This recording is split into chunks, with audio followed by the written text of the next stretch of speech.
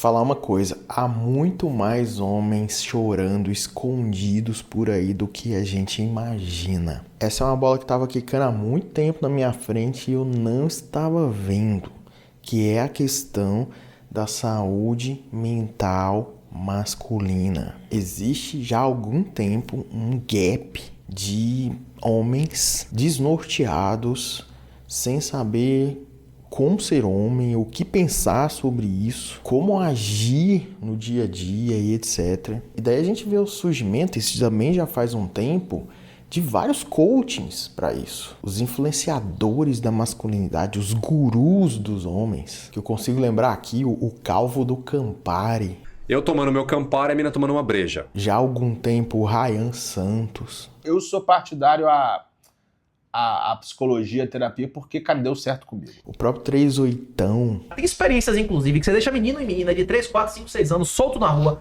na mesma hora, no mesmo lugar, com a mesma situação, e o menino leva 4, 5 horas, 4, 5 vezes mais tempo pra alguém ajudar o menino. Você sabia disso? Ah, eu já vi já. O jeito que te trata homem e mulher, qualquer homem, é pior, bicho. Toda a galera do Red Pill, apesar que eu quero fazer uma ressalva aqui pro Projeto Conselho do Ricardo Tomé. Aquele cara bem mais sensato do que todos esses que eu tô citando. Não que eu sou 100% contra o Renato, o Ryan, não é isso.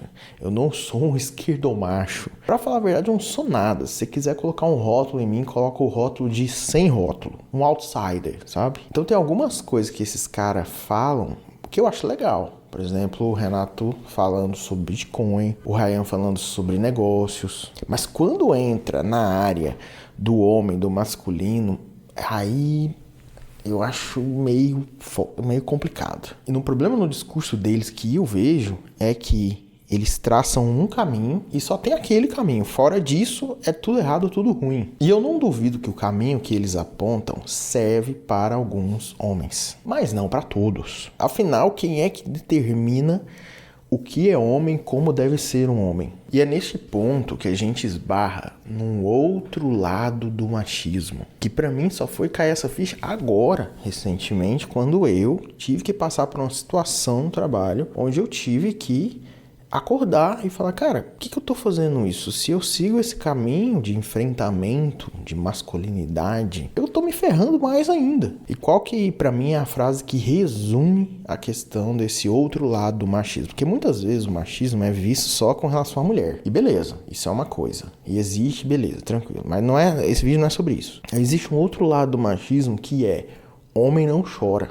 Essa é a grande frase do negócio. Que muitas coisas que o homem pode fazer é taxado de frescura. Por isso a frase que eu disse no começo do vídeo, que tem muito homem por aí chorando, escondido, sozinho. Ou seja, o machismo, o homem não chora, não é capaz de fazer desaparecer o sofrimento dos homens. Sofrimento que eu digo psicológico, emocional. E onde eu vejo isso? Num lugar onde alguns homens, não são todos também, têm coragem de vir, falar, chorar, que é num consultório de psicologia. Homens que você olha na rua e fala, cara, esse cara é o lenhador, o exemplo do homem. E no consultório ele desaba. Não só pressões sociais do trabalho, mas muitas vezes também sobre relacionamento amoroso. Tem muitos homens que encontram a sua ânima encarnada, a sua ânima num estado negativo.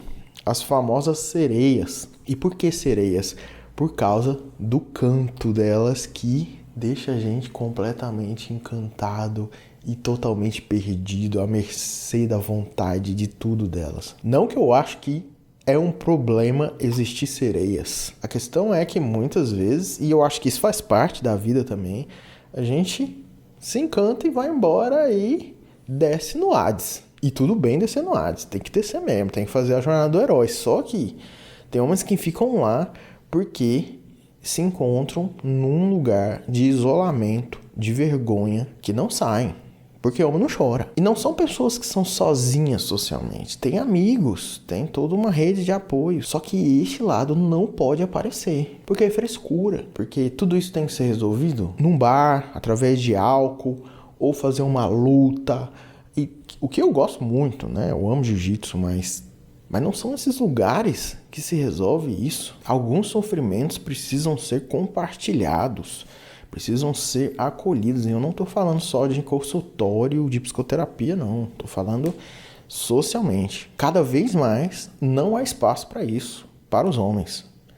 E o que eu me deparo no meu consultório são homens em sofrimento, sufocados por não haver esse espaço. Na maioria das vezes, eu acho que os homens compartilham esse lado deles feminino, não no sentido de mulher. Feminino e mulher são coisas diferentes, mas eu não vou explicar isso nesse vídeo. Eu vejo que muitas vezes os homens compartilham esse lado sensível feminino deles com a parceira com quem eles estão. É claro, estou falando aqui de homens heterossexuais, apesar que eu também atendo homens homossexuais. E para ser sincero, essa masculinidade não atinge só homens biológicos, atinge também mulheres, fêmeas, vamos chamar assim, né? Esse masculino, né, esse ânimos atingem muitas mulheres que se posicionam num lugar fálico, num lugar masculino, e sofrem também muito com isso. Tem quase uma aversão ao feminino. E muitos homens homossexuais também. Tem aversão ao feminino. E repito, feminino não é igual mulher. Não é sobre você se atrair por homem ou mulher. Não é isso. Feminino é outra coisa. Então, como eu estava dizendo, muitas vezes esses homens heterossexuais mostram esse lado e tem ali na parceira este apoio, este lugar aonde ele pode se abrir, falar, chorar. Mas não é sempre. E eu não estou falando só de homem solteiro. Eu estou falando que muitas vezes a mulher não suporta esse outro lado do homem. E algumas vezes o problema é com a mulher que ele está, que ou estava se relacionando. E aí, se não tem mais esse ponto de apoio, vai se apoiar aqui? Lugar nenhum. Essa é a questão. Porque ele não pode conversar com o melhor amigo sobre isso, porque é frescura. Que papo de mulherzinha é esse? Vai trabalhar, vai capinar um lote. Soluções inadequadas para esse tipo de problema. Ah, não, fica com outra pessoa, vai beber, vai pra festa. Não adianta. Não para todo mundo. Situação de trabalho também, né? Você tá ali trabalhando e seu chefe é um carrasco. Seu chefe é enfim, palavrão. E aí você se coloca, não, tem que aguentar. Tem que aguentar calado, ou qualquer coisa eu tenho que resolver na mão com ele. E você não é obrigado a isso. Né? Você tem o direito de procurar outras soluções. Né? Não sei qual também, não vou aqui enumerar. Procura isso, aquilo, porque eu não quero ocupar o lugar de discurso de mestre desses caras que eu tô falando aqui. Não quero. Esse vídeo aqui é só para abrir um pouco a mente. Pra gente não ficar refém desses caminhos únicos. E obviamente esse vídeo aqui jamais conseguiria abordar de forma completa este tema. Por isso, deixa aqui nos comentários a sua opinião pra gente discutir junto. E tem outro vídeo aí na tela que tem tudo a ver com este tema, tá? Enfim, a gente se encontra no outro vídeo. Até!